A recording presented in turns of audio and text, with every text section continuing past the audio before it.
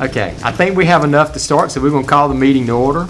And the first item up is approval of the agenda. Are we good with it as it is? Move approval, Mr. Chair. Second. Okay, we have a motion and a second. All in favor, say aye. Aye. Okay, we're going to go with the agenda we have. Approval of board minutes. And those of you that have a working computer will see 3 sets, and hopefully you've had time to look over them. What's your pleasure? So move, Mr. Chair. Okay, we got a motion and a second on the board minutes. All in favor, say aye. Aye. Got those handled. And that's going to carry us to a curriculum update, and hopefully somebody can follow along. And I believe that would be, I'm going to guess, Andrea. Okay. And I see one attachment. I'm assuming you want us to open that one attachment? Yes, there is one attachment, Okay. and we're going to split up. We're dividing and conquering tonight. Okay. Just wanted to give you a few updates in instructional services area, and we're going to start out with Virtual Academy. We have a meeting planned with homeschool parents on May 22nd, and that will be held in the boardroom here at 6 o'clock that night. And what we're going to try to do that night is provide those parents with some options for high school online course enrollment through the Virtual Academy. And we'll also discuss various questions with them or concerns that they may have, and try to answer those as well as accommodate them for what they may need. Those courses will be a combination of those courses will be taught by a combination of our teachers as well as through North Carolina Virtual Public School, School of Math and Science, and through some courses that were created in the TIP group that we're in, and that is also North Carolina teachers who are creating that content. And we would also like to invite those homeschool parents out to come and talk with us and learn more about our virtual academy and how we can accommodate their needs.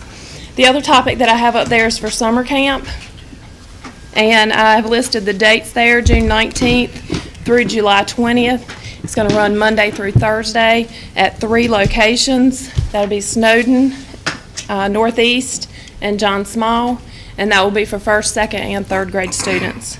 And those are those students who do not show reading proficiency by the end of the school year. And then I'd like to turn it over to Paul for some instructional technology updates, and then turn it over to Ashley for some college updates. Okay? Andrea, Yes. how's the information getting out to the homeschool parents about the about this meeting? We're going to send a postcard out, Okay. and then we're going to also put it in the newspaper and on Facebook and Twitter. Okay. And Good. we have the addresses of the homeschool families, so we'll be able to reach them directly. Okay. Okay. Any other questions? Okay.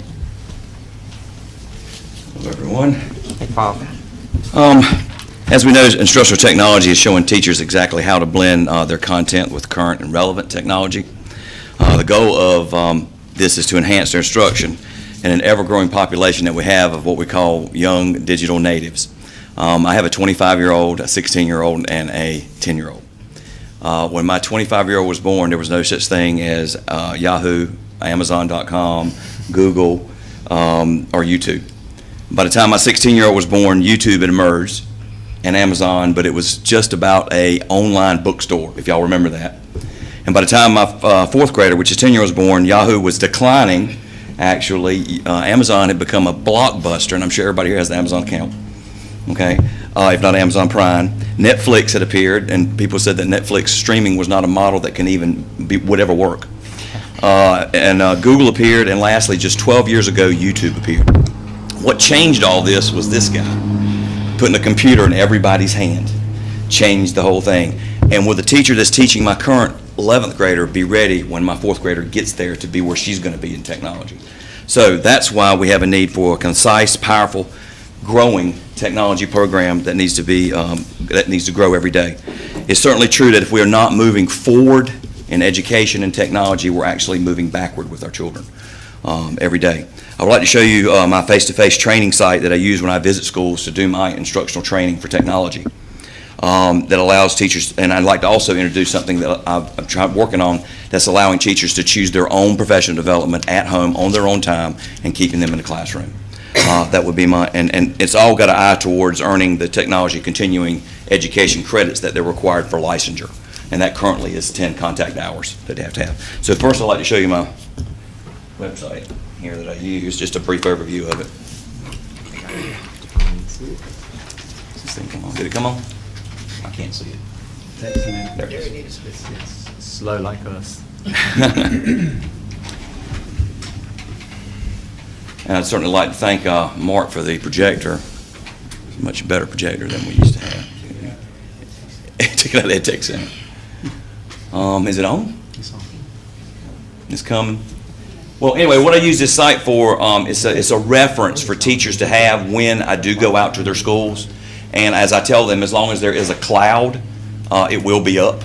And if there's not a cloud, that's the end of the world, and we don't really need to worry about going to a website at that point, because that's where all our financial information is taken. So here is the instructional website, and common areas that we all need to get to is here, just like on our website. I also have the school visits at each time I visited the schools, the courses and things that we did, such discipline is on copyright infringement and how we should be aware of intellectual rights of other people when we're posting things and using things in our classrooms. But they're all here with that, and when I presented at NC Ties for the state, we did a Google virtual reality classroom in which teachers can take students to places like Stonehenge or London or Mount Everest without leaving the classroom in a virtual environment.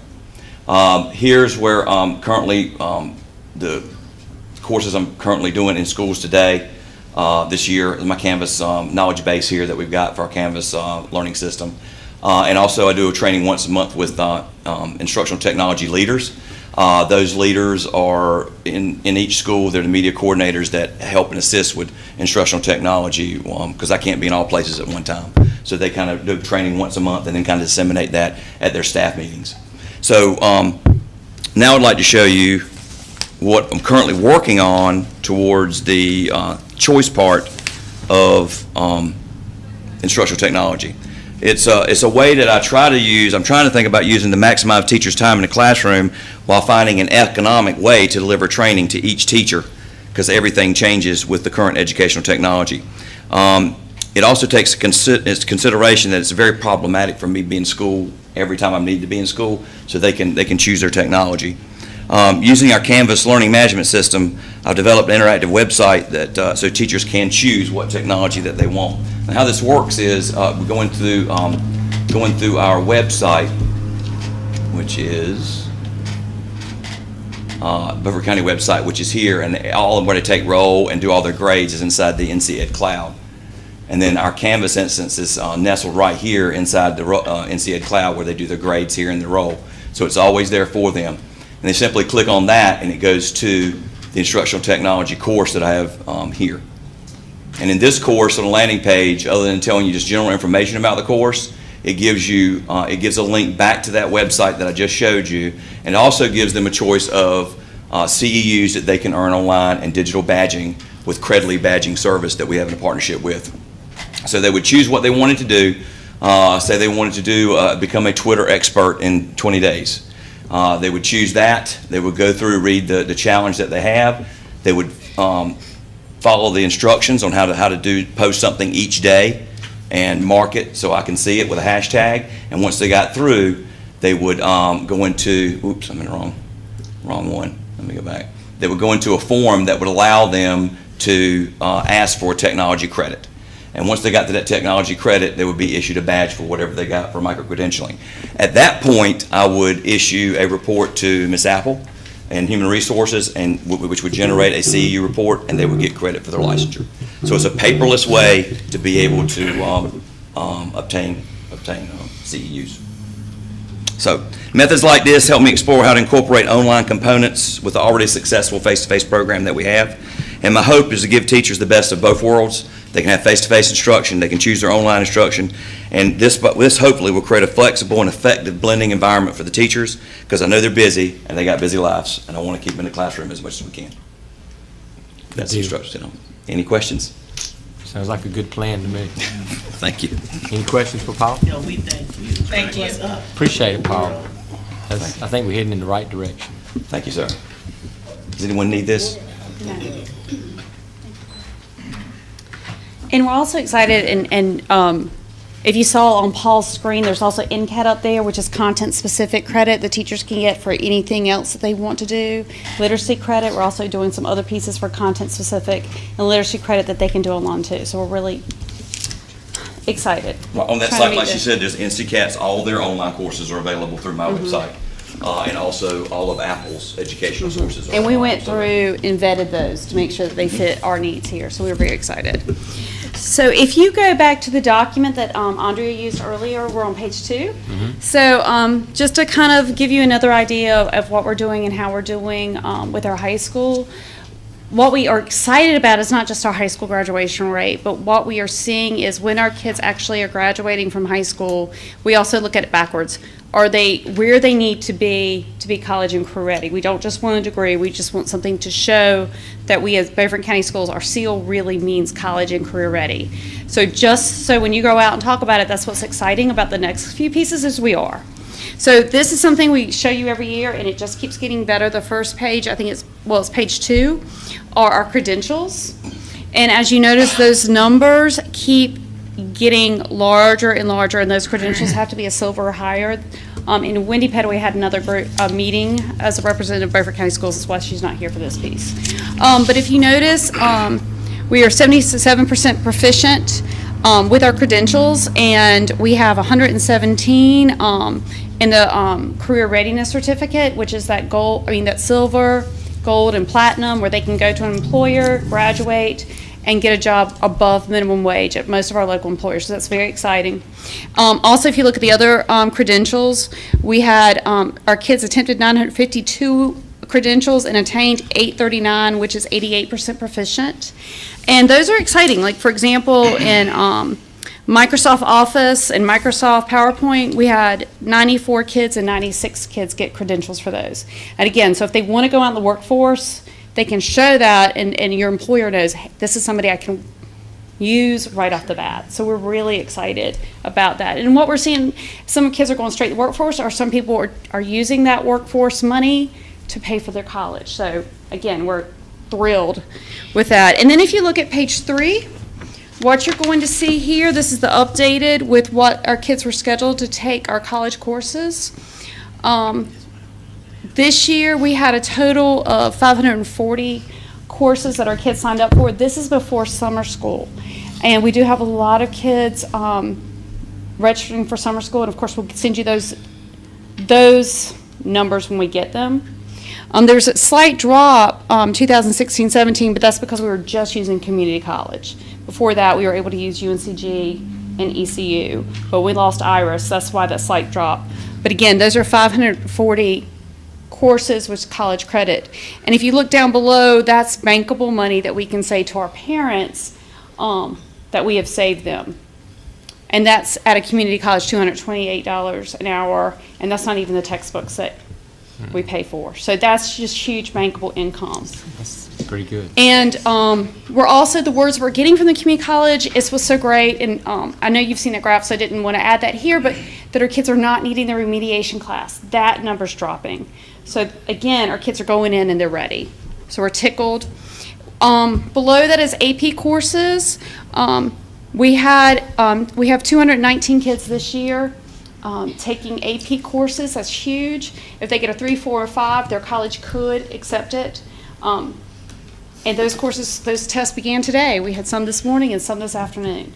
And this afternoon it was like AP Art, History. So we're doing those in a wide variety, face-to-face, online, school science and math. Anyway, good rigor, just wanted to show you that. And the other thing, which is in SAS, which I didn't know if, this is called specialized course enrollment. And what we have is, if you look at on page 4, Beaufort County Schools in the state, the all is 100%. And what that means is 100% of the kids when they graduated in 2015, they don't have last year's 2016 data, 100% of the kids who graduated had a specialized course. And what that means is they worked with their parents and their counselors to take a course either of significant rigor or career readiness. So they either took, 100% of our kids either took an AP course, a community college course, or a CTE course. So every kid that graduated last year had either a college or career readiness course. So we're excited about that too. I think that means I'm done. You're good. Keep on. I don't know what it means. And so what you see is that breakdown there. AP's a little below the state average, but I know our schools that's increasing too. But if you look at our CTE is above the state average, and our college, the amount of kids taking college courses for Beaufort County is 22% of our kids are taking a college course before they graduate. At the state average was only 6%. So again, we're very excited about. We look at our school as a 13-year program or 14-year program, and we're excited about where they leave us. So any questions? Any questions for Ashley? I guess you're lucky. No questions. I'll But take we questions. appreciate what you're telling us. All right, thank you. We have a good number of things that we're working on right now and trying to make sure that we're getting ready for the next school year as well. Another one of those would be MTSS, our multi-tiered systems of support, and partnering that with our PBIS program that we have, and making sure that all our schools are using PBIS next year, and we are implementing MTSS at all our schools next year. With that being said, MTSS Step 1 is core content. And we're looking at that really hard, revising core content. We're making textbook purchases for the things that we need district-wide, and we're moving to a iReady diagnostic for our universal screener for reading and math. So those are just a few things that we're working on right now. Any questions? And that's probably just a few things. That's a few things we're working on. Any questions for Andrea or any of them? We know you have a full load. Thank so it's appreciated. Thank you. Thank you. Thank you very much. That's going to carry us into our action portion, and I believe we have an auditor contract. And Mr. Willie Mack? Yes, Caroline. sir. You all, I believe, were included in your packets the proposal for the 2017 audit contract. I don't see it. This year's contract, the base increased $1,250. The base contract is for $38,750. Last year's base contract rate was $37,500. We had some additional costs with the transition in personnel as well as the conversion on software. Those costs won't be realized, but there are additional fee structures built into the contract. So the base is the $38,750, but there are fees for verifying federal awards, verifying the state retirement plan, as well as the travel costs associated with the auditors. What do we usually end up with about? Just a wild guess. Last year it was $61,074.26. It should be somewhere around $55,000 to $56,000. The retirement verification was $12,000. The federal awards were $1,000 on top of it, and the travel was about $4,800. Who's the lucky firm and where are they located? It's Dixon Hughes and The same one we've been using. Same one. Pinehurst. And I would recommend, being that we did have the conversion, we had some issues with the conversion, that we do keep them through this audit. Is this for the next school calendar? This is the year that we're currently in. That's Sorry. what the increase. This is for the current year that we're in, the 2017 audit. And they do the audit at the end that we always get our report on. I don't think we've got a lot of choice, really, so. Move we always approved, have a Mr. Chair. choice. Second. That's what I wanted to hear. Any last questions for Willie Mack on this? If not, all in favor, say aye. Aye. Anybody opposed? Thank you, sir.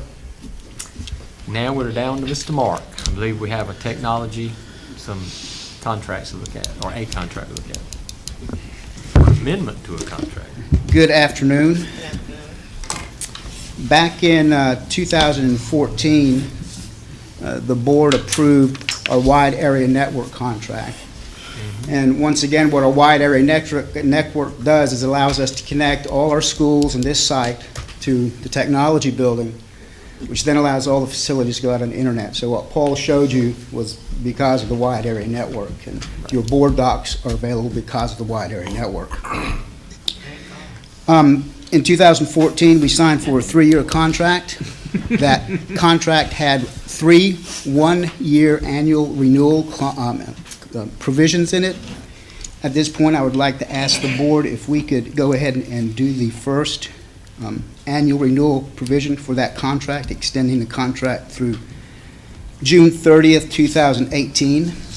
Of course, the cost is the same, which would be approximately $199,713 per year. As I always say, this is an E-rate eligible product. This year, it's going to be at a 90% reduced rate if we get E-rate for it. It's never guaranteed. So this is something that always needs to be fully funded, because if we don't get E-rate for some reason, we can't just cut it off, just like we can't cut off the electricity. Still got to have it. Yes, sir. And then the other 10%, the state picks up through PRC 73, and we use that for funding for other technology items. And so what I'm asking the board is for action to approve this contract, and then I can go ahead and get the E-rate paperwork filed for the next year. Okay. And this will carry us through 2018? 2018, June 30th, 2018, yes, sir. Exactly. Any questions for Mark about this? What was the cost for the last year? Same as this. And what does it fully cover? Covers 14 all our sites, and it covers all the sites with the connectivity that connects them to the Technology Services Building. And they support? Yes. Somebody support? Yes, this is a lease service. Okay. So what we do is if they have a knock and they monitor our circuits, and if we have an issue, we call them and they come down and they get it repaired and so on and so forth. And so yes, sir, everything is self-contained. There's no additional cost with repair or anything like that. This is all a lease circuit that is a service that we are leasing. Okay. If we didn't approve it, we'd have to go start all over. Well, if we didn't approve it, we would not have a contract starting July 1st, which means at that point the service provider could do one or two or three things. They could raise the cost on us, they could discontinue the service, or they could leave the service in place as is. But if I don't have a signed contract, I can't file for E-rate. In other words, we go back to the days before Yahoo, like Paul said. That's right. Well, do they own the hardware, or do we own this hardware? We don't own anything. We're not allowed by E-rate rules to own. It's a lease service. All right. We do own a lot of our own hardware, but the demarcation point, they own everything from that point on. I mean, I'm sorry if I'm asking No, you no, questions no, no, this is perfectly fine. That's that the rest of the board knows. No. I don't know anything about it, and I have an IT background, so Right. this interests me quite a Right, bit. I understand. And we always evaluate this. We're re-evaluating where we are with our wide area network. We have tools in place where we monitor our bandwidth. So we're always trying to get the best bang for the buck. We don't want to just pay for capacity we don't need. Right. So we're always looking at that, and we're analyzing it right now. We think we're in a pretty good spot based upon what other school districts in the region are paying for their service. So this is renewal, the first year renewal of a 3-year. So we originally signed a 3-year contract in 2014, and it expires this year, June 30th, 2017. Within the contract, provisions were for 3 one-year renewal periods. Yep. And what I'm asking for is a 1-year renewal period to take us through June 30th, 2018. And this allows what you need to do, and plus if we start over, I can guarantee it'll cost more. Always. You got a Okay, motion I and hear a a second. motion and a second. Any questions? If not, all in favor say aye. Thank you very much, Mark. We appreciate it. I guess it's already time to talk about summer hours. This is what we'd like to propose or ask permission is to do what we've done the last few years. We operate on a Monday through Thursday schedule with extended hours, and then Friday is closed. We won't have school operations, but we'll have somebody at the front desk here to take care of phones and that type of thing. It would begin June the 12th and end on the week of August the 14th, which is what we've done in the last few years. Just I accept the same old, same old. Any questions about this? I think we all understand it. Yes, ma'am. Is that a motion? Did I hear a second? Any last questions? But it is the same thing we do each summer. All in favor say aye. Anybody opposed to that? Thank you very much. Actually, Lisa, I may run into a problem right now. Mr. Chair, I move to go There in you closed go. session. I'll take up your slack. I don't care who does it. Give me All a right. motion. Go in closed session for personnel reasons and general statute of the great state of North Carolina, 143-3188. Thank you, sir. Second. Got a motion and a second to go into closed session. All in favor say aye. Yeah. Security.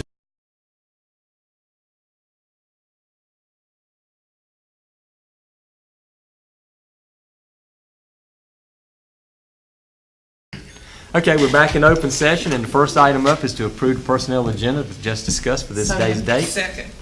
Got a motion and a second. All in favor, say aye. Aye. Got a personnel agenda. Calendar update, well, not update, just a calendar review. You want to take a quick look at May's calendar? I think we're zipping right through it, though. We got, what, one more meeting? No, we got a lot of stuff on here, don't we? We have the retirement banquet, transportation banquet, and then notice on the 19th, we have the early college graduation. They start a good bit earlier and finish earlier, so just make a note of that. And then depending on the outcome of the meeting tomorrow with the commissioners, we may have to add another budget meeting, but we'll wait till we get to that point. But this is the same schedule, there's nothing added here. No. Okay, any board member updates? How about superintendent updates? Yes, sir. I don't want to steal your thunder. They probably won't. Okay. Just congratulations to Washington golf team. They finished first in the region, and Northside finished third in the region, so they're both going to state tournament in golf. So. Great. And you go ahead. And Mark Dillon and I will be in a dunking booth on Friday night to support the Relay for Life at Festival Park in Washington. What time's that going to be? I'm not sure what believe it time starts we're in the booth. It starts at 4. I'm not We sure don't what wanna time we're miss strapped that. in. Somewhere around that. You can throw all you want. As long as you donate, that's all that matters. Oh, We love to have a I bet Carol will be there. that, and she's going to be waiting for Mark to be in there. You're right to be the first one. And I wouldn't do that to Mr. Dunn. Thank you so much. Thank you. And I believe I'm correct. I just want to say thank you for all our teachers do. This is Teacher Appreciation Week. I'm sure by the time they see this, it'll be over, but at least they'll know that we remembered them. And good luck to the AP students throughout the county at the high schools. That there's a lot of AP exams going on this week, I believe. So. And with that, any other things said? Oh, I'd also sir. like to congratulate Charles Clark. He was nominated to the board of directors for the North Carolina High School Athletic Association. All right. Excellent. Mr. P? Dr. say anything else? That's it. Okay, I'll make a motion we adjourn. Second. Motion and second. All in favor, say aye. Aye.